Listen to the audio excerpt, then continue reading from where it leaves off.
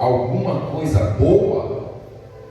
Respondeu-lhe Filipe: vem e vê. Jesus viu Natanael aproximar-se e disse a seu respeito: eis um verdadeiro israelita em que não há dolo. Perguntou-lhe Natanael: de onde me conhece? Respondeu-lhe Jesus: antes de Filipe te chamar, eu te vi quando estava debaixo da figueira. Então exclamou Natanael: mestre, tu és o Filho de Deus, tu és o Rei de Israel. Ao que Jesus lhe respondeu: por que te disse que te vi debaixo da figueira? Crê, pois maiores coisas do que essa verás. E acrescentou: em verdade vos digo, que vereis o céu aberto e os anjos de Deus subindo e descendo sobre o Filho do Homem. Amém, meus irmãos? Nessa noite eu não quero falar apenas sobre o nosso dever de se afastar dos ídolos, mas eu quero falar sobre a fábrica de ídolos, né? Todos os dias, em todo momento, nós estamos, meus irmãos, fabricando ídolos em nossas vidas. Estamos fabricando ídolos com um sentimento ou um complexo da grandeza, que nós, os seres humanos, todos nós temos dentro de nós. Eu acredito que nós nascemos com isso, né? Um complexo da grandeza, aonde, meus irmãos, nós buscamos de uma forma gananciosa e desenfreada a grandeza, as coisas que são grandes. E não é o fato de a gente ter nascido com isso que a gente pode dizer que isso é algo natural e Deus me fez assim, então não há por que eu mudar, já que eu nasci assim. Pois a gente lê aqui no domingo a palavra que falava sobre Caim e Abel, e ali o Senhor disse para Caim: o teu desejo será contra ti, mas a ti cumpre dominá-lo. Então Caim, ele tinha um desejo que jogava contra ele, mas o Senhor disse: a ti cumpre dominá-lo. O apóstolo Paulo mesmo dizia que lutava esmurrando o seu próprio corpo. Ele lutava contra a sua natureza, contra si. Para quê? Para que, não tendo ele instruído a muitos, fosse ele mesmo que reprovado. Então, meus irmãos, nós temos isso que eu posso chamar também de um culto aos status, ou a síndrome da grandeza. Quando Filipe encontra Natanael, ele diz assim: nós encontramos o Messias, o Cristo, a qual Moisés escreveu, a qual os profetas escreveram. Jesus de Nazaré.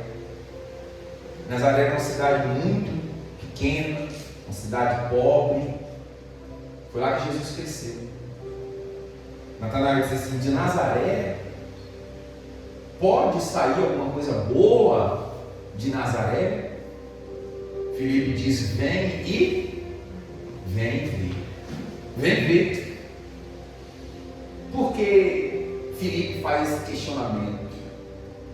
Por causa, meus irmãos, do culto aos status, ou a síndrome da grandeza, aonde nós imaginamos no nosso interior que tudo de bom, tudo de virtuoso, só pode vir de coisas que são grandes, ou de pessoas que são grandes. Ao passo que muitas das vezes a gente não aceita um conselho ou uma repreensão de quem é pequeno. Só aceitamos de quem é grande. Eu vinha no ônibus ontem de São Paulo para cá e tinha um rapaz falando no telefone, revoltado, porque um funcionário da equipe, sendo ele gerente, chamou a atenção dele. E ele falou no telefone com alguém da equipe, falando que essa pessoa tinha que ser demitida, que queria ele demitido, que não queria mais trabalhar, porque nós imaginamos que só podemos ser repreendidos por quem está acima. Coisas boas para a minha vida só pode vir de quem está nos status maior.